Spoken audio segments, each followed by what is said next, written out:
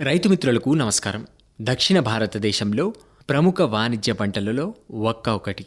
మనకు ఈరోజు వక్క సాగులో ఎటువంటి పద్ధతులు అనుసరించాలి, ఎటువంటి సవాళ్లుంటాయి, అలాగే ఎంత లాభం గడించవచ్చు అనే విషయమై తమ అనుభవాలు పంచుకోవడానికి చిత్తూరు జిల్లా పులిచెర్ల మండలం వెంకటదాసరపల్లి గ్రామం చెరుకువారిపల్లి రైతు బల్లాపురం కృష్ణమూర్తి గారు మనతో ఉన్నారు.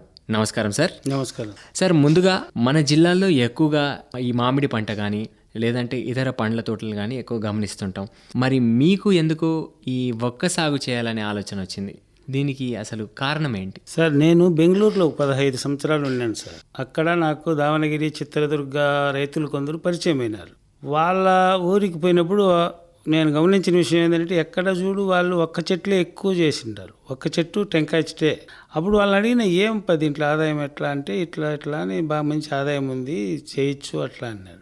ఆ స్ఫూర్తితో నేను మా ఊరిలో నా భూమిలో వచ్చి 3 ఎకరాలు ఒక్క చెట్లు స్టార్ట్ చేసినాను. అంత భూములు అంత విస్తీర్ణాలు అక్కడ చేస్తూ ఉన్నారు కదా, వాళ్ళకు లేనిది ఆదాయం మనం చేస్తారా అని ఇక్కడ చేసినాక ఫస్ట్లో నన్ను చాలా మంది ఎగతాళి చేసినారు. ఇది మన ఏరియాలో రాదు, ఊరికి ఎందుకు నువ్వు ఇట్లా ప్రయత్నాలన్నీ చేస్తావు, అది ఇది అని. సరే, కానీ కొత్త ప్రయత్నం చేయాలి కదా, ఎప్పుడు మామిడి చెట్లు, చెరుకు తోటలు, టమాటా చెట్లేనా అని చేసిన నేను. అది పంట వచ్చిందాక కూడా నా మీద జనాలకు కూడా నమ్మకం లేదు. పంట వచ్చినాక అందరూ వచ్చి చూసే పని పెట్టిన, ఊరి మనపకు కూడా బెల్ల వస్తుంది, బెల్లకాయలు కాసినాయి ఇది అని. మరి ఎన్ని సంవత్సరాలుగా మీరు వక్క సాగు చేస్తున్నారు? ఇప్పుడు ఇది 8 సంవత్సరాలు అయింది నాటి. మరి మీరు నాటిన కొత్తలో మీరు ఎటువంటి సవాళ్ళు ఎదుర్కొన్నారు? సవాళ్ళు అంటూ నాకు తెలిసి ఈ జనాలు ఇదే కొంచెం డైవర్షన్ చేసే తప్పితే ఆ పంటలో అయితే సవాళ్ళు అంటూ ఏమీ నాకు ఎదురు కాలేదు. వాటికి నీళ్లు, నేను కర్ణాటక వాళ్ళతో టచ్లో ఉన్నాను కాబట్టి వాళ్ళు నీళ్లు మెయిన్గా చూసుకోను అంతే. ఇంకేమి కానీ నువ్వు దీని గురించి ఏం టెన్షన్ పడద్దు, సంవత్సరానికి 1 or 2 అంటే 6 నెలలకు ఒత్తురి, సంవత్సరానికి ఒత్తురి ఈ గొడ్ల ఎరువు కానీ మేకల ఎరువు కానీ ఇలాంటి ఎరువు ఒక 20 కేజీలు 10 కేజీలు ఒక చెట్టుకి వేసుకుంటా కలబెట్టేసి నీళ్లు కట్టుకుంటా ఉంటే చాలు, ఇంకేం నువ్వు టెన్షన్ తీసుకోవద్దు అని. దానివల్ల నేను అదే ఫాలో అయినాను. నాకు వేరే ఏం దాని మీద నాకు టెన్షన్ అంటూ రాలేదా. ఈ ఒక్క సేద్యంలో ఏమాత్రం టెన్షన్ పడలా నేను. అంటే మీరు ఇప్పుడు కాకపోతే టెన్షన్ ఏమంటే కాస్తుందా లేదా అని నాకు డౌట్ ఉంది ఫస్ట్లో, అంత తప్పితే ఇంకేం లేదు. మరి మీరు నాటిన మొక్కలన్నీ మీరు అనుకున్నట్టు సాగుకు వచ్చాయా మొదటిసారి? మొదటిసారి అంటే అది 4వ సంవత్సరం ఒక 200-300 చెట్లు వచ్చినాయి. ఎన్ని నాటారు? నేనా 600 చెట్లు నాటిన. ఫస్ట్ 4 ఏండ్లకు బాగా ఏపుగా పెరిగినవన్నీ వచ్చేసినాయి. మళ్ళీ అనుకున్నా, ఇది కొంచెం అదే సత్వం లేని దానివల్ల కొన్ని తగ్గినట్టు ఉన్నాయని ఆ సంవత్సరం బాగా వాటికి ఇంకొంచెం ఎరువు వేసినాను, గొడ్ల ఎరువు ఎక్కువగా. ఇప్పుడు అన్నీ ఆడికాడికి అన్నీ వచ్చేసినాయి. మళ్ళీ 5వ సంవత్సరానికి అన్నీ పికప్ అయిపోయినాయి. మరి దీనికి అనుకూలమైన వాతావరణం కానీ నేల లక్షణాలు కానీ ఎలా ఉండాలి? నేల లక్షణాలు ఏ నేలలో అయినా ఇది వస్తుంది. నల్లరేగడి కానీ ఎర్రరేగడి కానీ, చౌడులో కూడా కాలు చౌడు భూమిలో వస్తుంది, తెల్ల చౌడు భూమిలో అయితే ఇది రాదు. అంతే. నీరు ఇంకే నేల ఏదైనా ఈ పంట చేసుకోవచ్చు, ఇంకేమి సమస్య ఏం లేదు. మరి ఈ వక్క సాగు కోసం మీరు ఎటువంటి రకాలు ఎంచుకున్నారు? వాటి ఎంపికలో మనం ఎటువంటి జాగ్రత్తలు తీసుకోవాలి? దీంట్లో అసలు చెప్పాలంటే దీంట్లో చాలా రకాలు ఉన్నాయి, ఒక 6-7 రకాలు ఉన్నాయి. ముఖ్యంగా మంగళ, సుమంగళ, మోహిత్ నగర్ అని 3 రకాలు ఎక్కువ ప్రాచుర్యంలో ఉన్నాయి. మన సైడ్కు మంగళ అయితే ఈ మన ఉష్ణోగ్రతకు బాగా సూటబుల్ అవుతుంది. ఇది 45 కాటికి 45 డిగ్రీలను కూడా తట్టుకొని నిలబడుతుంది ఈ మంగళ అనేది. దానివల్ల మంగళ, సుమంగళ కూడా జస్ట్ కొంచెం వీక్లుగానే ఉన్నాయి. ఆ మోహిత్ నగరు కొంచెం తట్టుకొని నిలబడలేదు, వేడి ఎక్కువ ఉంటే. అందువల్ల మంగళ అయితే బాగా వర్కౌట్ అవుతుంది. మరి ఇప్పుడు వీటిని నాడేటప్పుడు మొక్కకు మధ్య ఎంత దూరం ఉండాలి? మొక్కకు 7 అడుగులు మినిమం, అంటే ఎటు సైడ్ చూసినా 7 అడుగులు ఉండాలి. దీనికి ఏదైనా నీళ్ళుండే వాళ్ళు 8 అడుగులు కూడా పెట్టుకోవచ్చు, లేదు 7 అడుగులు పక్క పెట్టచ్చు. మరి దీనికి ఏదైనా సరైన కాలం ఉందా నాటడానికి? సరైన కాలము ఖచ్చితంగా ఇదే. ఇప్పుడు జూలై నుంచి ఫిబ్రవరి దాకా నాటచ్చు బాగా. ఆ 3 నెలలు గ్యాప్, ఎండలు ఎక్కువ ఉంటాయి కాబట్టి అప్పుడు దాని జోలికి పోకుండా ఉండేది బెటరు. అయితే జూలై నుంచి ఫిబ్రవరి నెలల మధ్య ఇది నాటుకోవచ్చు అంటారు? అంతే. ఉమ్. మరి ఇప్పుడు వీటి నాణ్యమైన ఈ నాట్లను ఎలా ఎంపిక చేసుకోవాలి? నాణ్యమైన నాటు అంటే ఒక్క నారు పోస్తారు, 1 year ఉండే మొలకనే మనం నాటాలి. అంటే నారు పోసిన రైతు ఆ మొలకను 1 year తర్వాతే సేల్ చేస్తాడు. కాబట్టి 1 year మొలక 1.5 year అయినా కూడా బాగానే ఉంటుంది. మినిమం 1 year ఉండాలి దాని వయసు. అప్పుడు ఒక 5 ఆకులు ఆ చెట్టుకు వచ్చింటాయి 1 year అయితే. అది మనకు గుర్తు. కాబట్టి కనీసం ఒక సంవత్సరం సంవత్సరం ఉండాలి అది. వాటిని ఎంపిక ఆ చేసుకోవాలి. సంవత్సరం అయిన చెట్టుకైతేనే 5 ఆకులు వచ్చింటాయి కూడా. మరి కృష్ణమూర్తి గారు, ఇప్పుడు సాధారణంగా ఎంత కాలం పడుతుంది? సాధారణంగా 4 సంవత్సరాలకు ఫస్ట్ క్రాప్ స్టార్ట్ అవుతుంది. ఇంకా వసూరు స్టార్ట్ అయిందంటే దీని వయసు ఇప్పటికి ఇంకా ఎవరు సరిగ్గా చెప్పలేదు. 70-80 ఏళ్ళు పక్కా ఉంది. ఇది 3 తరాలు నడుస్తుంది. ఇదిగా మనకు అడ్వాంటేజ్. మరి ఇప్పుడు ఈ ఒక్క సాగులో నీటి అవసరం ఎంత ఉంటుంది? ముఖ్యంగా నీటి సౌకర్యం ఉండేవాళ్ళు మాత్రమే ఈ సాగు లేకపోవాల. నీటి సౌకర్యం లేకంటే ఈ సాగుబడికి మనం పోకూడదు. ఎందువల్ల అంటే ఇది కనీసం 5 రోజులకు నీళ్లు కావాలి. 5 రోజులకు, ఎండాకాలం అయితే 2 రోజులకి ఇచ్చినా ఓకే, 4 రోజులకి ఖచ్చితంగా 4 రోజులకి ఇవ్వాలి. ఎంత వాన పడినా కూడా మళ్ళీ ఎండ 10 రోజులు కాసిందంటే మనం నీళ్ళు మళ్ళీ ఇవ్వాల్సిందే. అందువల్ల నీరు సౌకర్యం ఉండేవాళ్ళు మాత్రమే ఒక్క సాగులోకి ఎంటర్ కావాలి.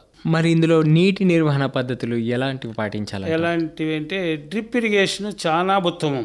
ఇంకా అట్లే పారిచ్చేది నీళ్లు అట్లంతా నేల గట్టిపడిపోతుంది. డ్రిప్ అయితే నీట్గా ఉంటుంది, నీళ్లు బాగా సేవ్ అవుతాయి.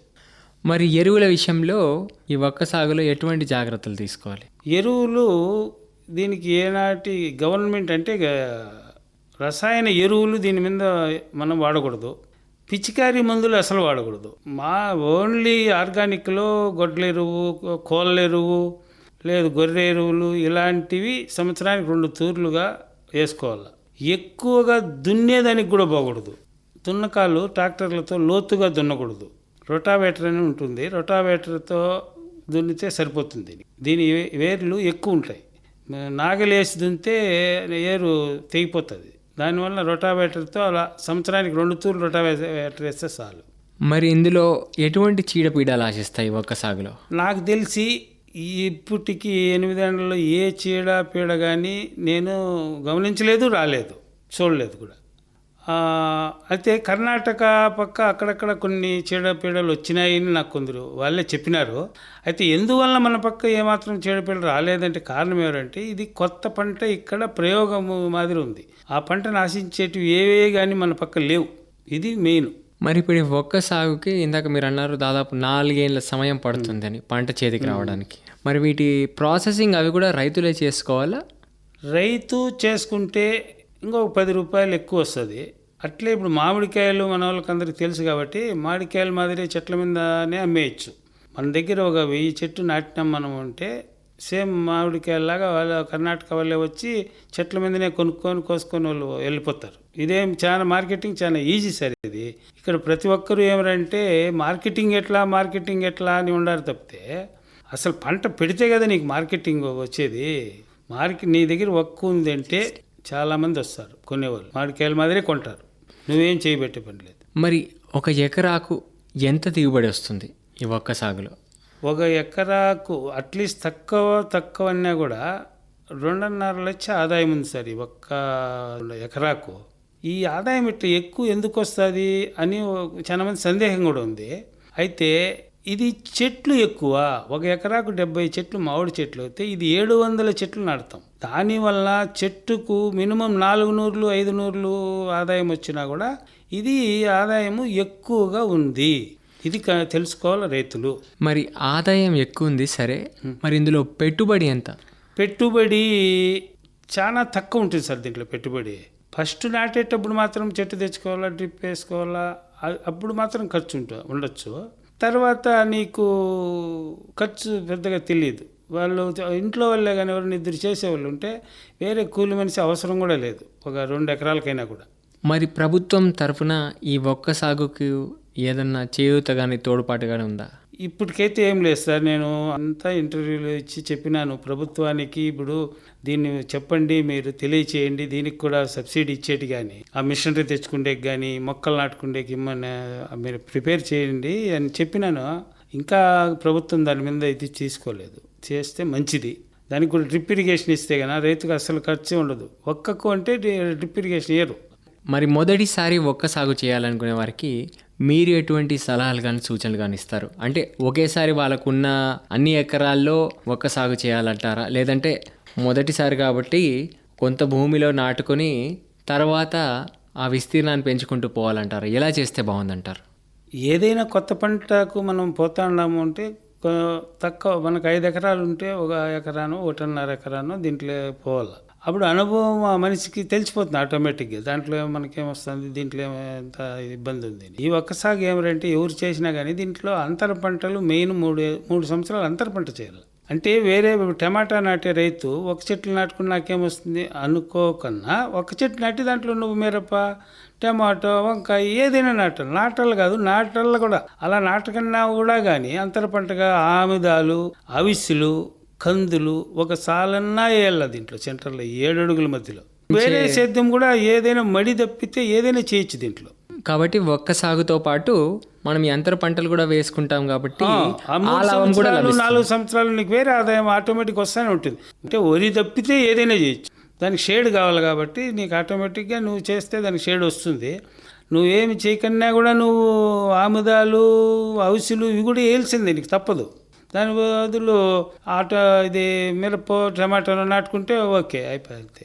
మరి చివరగా కృష్ణమూర్తి గారు, ఇప్పుడు మీలాగా ఎవరైనా ఒక్క సాగు చేయాలనుకునే రైతులకు మీరు ఎటువంటి సలహాలు కానీ సూచనలు కానీ ఇవ్వాలనుకుంటున్నారు? నేను అందరికీ చెప్తా ఉన్నాను సార్, నా మాట ఏనండి, ప్రయత్నం చేయండి.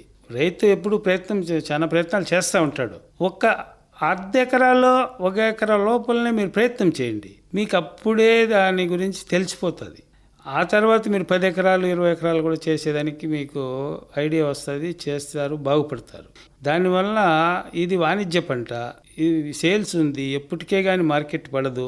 నేను 8 సంవత్సరాలప్పుడు నాటిన పొద్దు ఈ ఒక్క అనేది, ఈ పచ్చి ఒక్క 2500 ఉంది క్వింటాల్ పచ్చిది. ఈరోజు అదే ఒక్క 7000 అయింది. ఈ 8 ఏళ్ళలో ఇప్పుడు ప్రజెంట్ మొన్న నేను అమ్మింది 7000 1 క్వింటాల్ పచ్చిది. అంటే ప్రాసెసింగ్ది కాదు, ప్రాసెసింగ్ది చాలా ఎక్కువ 70,000 ఉంది ఇప్పుడు. అంటే క్వింటాల్ 70,000 ఉంది ప్రాసెసింగ్ చేస్తే. పచ్చిది అట్టే ఇచ్చేస్తే 7,000 ఉంది. 1 ఎకరాకు ఎంత తక్కువ పంట వచ్చినా కూడా ఒక 3 టన్నులు వస్తుంది పచ్చిది. 3-4 టన్నుల కాడికి ఇంచుమించు అట్లా వస్తుంది. దానివల్ల రైతు ఏ మాత్రం ఆలోచన చేయకన్నా ఈ పంటలోకి దిగితే బాగుపడతారు. ఏ మాత్రం డౌట్ వద్దండి. ఈ ఎండ ఫస్ట్ షేడ్ చూసుకొని నాటుకుంటే చాలు. దీంట్లో ఇంకే జాగ్రత్త లేదు. ఈ చెట్లో చిన్నప్పుడు 2 years 3 years కొద్దిగా ఆ చెట్టుకు షేడ్ వచ్చేటివి చూసుకోవాలంతే. చాలా మంచి విషయం తెలియజేశారు కృష్ణమూర్తి గారు. మరి మన రైతులు కూడా ప్రత్యామ్నాయంగా వేరే పంటల గురించి ఆలోచిస్తుంటే తప్పకుండా మీరు చెప్పినట్లు ఈ ఒక్క పంటని పరిగణలోకి తీసుకొని ఇది నాటుకుంటే చాలా లాభాలు గడించవచ్చని మీ అనుభవం ద్వారా వాళ్ళకి తెలియజేశారు. తప్పకుండా ఈ కార్యక్రమం విన్న రైతులు కూడా ఇది విని అనుసరిస్తారని భావిస్తున్నాము. ఇంకా ఎవరికైనా ఈ విషయంలో పర్సనల్గా డౌట్ ఏదన్నా ఉన్నా నా నెంబర్ ఇచ్చేయండి. మరి మీ నెంబర్ చెప్పండి. 6304869279 630-486-9279. మీకు ఎటువంటి అనుమానాలున్నా ఈ ఒక్క సాగుకు సంబంధించి మీరు నేరుగా కృష్ణమూర్తి గారిని సంప్రదించవచ్చు. నెంబరు మరోసారి మీకోసం చెప్తాను, 630-486-9279. ధన్యవాదాలండి కృష్ణమూర్తి గారు. మరి మన ఆకాశవాణి తిరుపతి కేంద్రానికి వచ్చి మీ విలువైన సమయాన్ని వెచ్చించి మన రైతు సోదరులకు ఎంతో చక్కని సలహాలు సూచనలు అందించారు ఈ ఒక్క సాగులో. నమస్కారం అండి. నమస్కారం.